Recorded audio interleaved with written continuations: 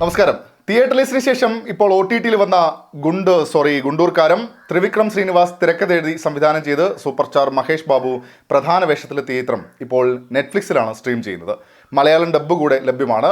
ഒരു രീതിയിലും കൊള്ളാമെന്ന് തോന്നാത്ത ഡബ്ബിംഗ്. ആദ്യം തന്നെ അത് മനസ്സിലാക്കിയപ്പോൾ എങ്കിൽ തെലുഗു വിത്ത് സബ് ടൈറ്റിൽ വെച്ച് കാണാമെന്ന് കരുതി. പക്ഷേ ഒരു 10 മിനിറ്റ് പടം കണ്ട് മുന്നോട്ട് പോയപ്പോഴേക്കും മലയാളം തന്നെ കാണണോ എന്ന് സംശയമായിരുന്നു. തെലുഗു ആണെങ്കിൽ സബ് ടൈറ്റിലൂടെ ഇടയ്ക്ക് ശ്രദ്ധിക്കണം, അത്രയും മെനക്കെടാൻ നിൽക്കണ്ടല്ലോ. മലയാളം തന്നെ കണ്ടു. ശ്രീലീല, മീനാക്ഷി ചൗധരി, ജയറാം, രമ്യാകൃഷ്ണൻ, പ്രകാശ് രാജ്, ജഗപതി ബാബു, റാവു രമേശ് തുടങ്ങിയവരൊക്കെയാണ് മറ്റ് പ്രധാന വേഷങ്ങളിൽ എത്തിയിരിക്കുന്നത്. ചെറുപ്പത്തിൽ തന്നെ അമ്മയെ നഷ്ടപ്പെടുന്ന മകൻ. 25 വർഷങ്ങൾക്ക് ശേഷമാണ് പിന്നെ കഥയുടെ പ്രധാന സംഭവങ്ങളൊക്കെ നടക്കുന്നത്.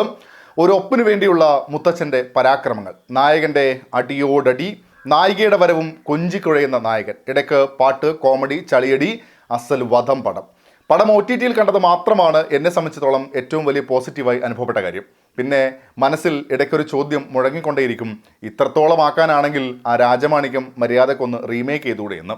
ഇത് ഒരു കാര്യവുമില്ലാതെ ഓരോ കോംപ്ലിക്കേഷൻ കൊണ്ടുവരും. എന്നാൽ എവിടെയെങ്കിലും ഒരു ഫീൽ സമ്മാനിക്കുന്നുണ്ടോ എന്ന് ചോദിച്ചാൽ അതൊക്കെ അവരുടെ കുടുംബ പ്രശ്നം എന്ന് പറഞ്ഞ് നമുക്ക് മാറി നിൽക്കാം എന്ന് മാത്രം. നേരത്തെ സൂചിപ്പിച്ചിരുന്നു മലയാളമാണ് കണ്ടതെന്ന്. അതുകൊണ്ട് പ്രകടനം എന്ന് പറയുമ്പോൾ ശബ്ദം കൂടെ വിഷയമാണല്ലോ. ഗംഭീരമായ ഡബ്ബിംഗ് ആയതുകൊണ്ട് പ്രകടനത്തെക്കുറിച്ച് കാര്യമായി ഇവിടെ ഒന്നും പറയാൻ തന്നെ ആഗ്രഹിക്കുന്നില്ല. മഹേഷ് ബാബുവിൻ്റെ കുറച്ച് കോമഡി സീനുകളൊക്കെ കൊള്ളാമായിരുന്നു. ഡയലോഗ്സൊക്കെ ഒന്നിനും കൊള്ളാത്തതായിരുന്നു. ആക്ഷൻ കൊറിയോഗ്രഫിയൊക്കെ കട്ട ശോകം.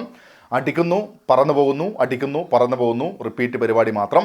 പാട്ടുകൾ ഇതിനായി എഴുതിയെല്ലാം സിനിമയിൽ ഉൾപ്പെടുത്തി എന്നാണ് തോന്നിയത്. കട്ട സീരിയൽ പരിപാടി. 25 വർഷത്തെ കഥയുടെ ചരിത്രം അമ്മ കഥാപാത്രം വിളമ്പുമ്പോൾ ആ സീരിയൽ പരിപാടിയുടെ കനം നമുക്ക് മനസ്സിലാവും. പിന്നെ ഭർത്താവിൻ്റെ അടുത്തേക്ക് വരുമ്പോൾ ബെഡ്റൂമിൽ സൂക്ഷിച്ചു വെച്ചിരിക്കുന്ന ബുള്ളറ്റൊക്കെ 80-90 കാലത്തൊക്കെ ആണെങ്കിൽ ചിലപ്പോൾ ഈ സിനിമ വർക്കായേനെ എന്ന് തോന്നുന്നു. അതും ചിലപ്പോൾ.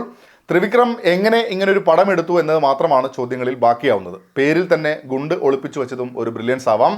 എക്സ്പയറി ഡേറ്റ് കഴിഞ്ഞ് മുളകെടുത്ത് പൊടിച്ച് പാക്കറ്റിലിട്ട് നല്ല സ്റ്റിക്കർ വിട്ട് ലഭിച്ചാലും പൊട്ടിച്ച് കറിയിൽ മിക്സ് ചെയ്യുമ്പോൾ കാര്യം മനസ്സിലാകുമെന്ന് മാത്രം.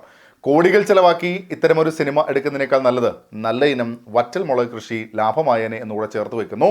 അപ്പോൾ മറ്റൊരു സിനിമയുടെ വിശേഷങ്ങളുമായി നമുക്ക് വീണ്ടും കാണാം. ഇതുവരേക്കും ടേക്ക് കെയർ, ബൈ ബൈ.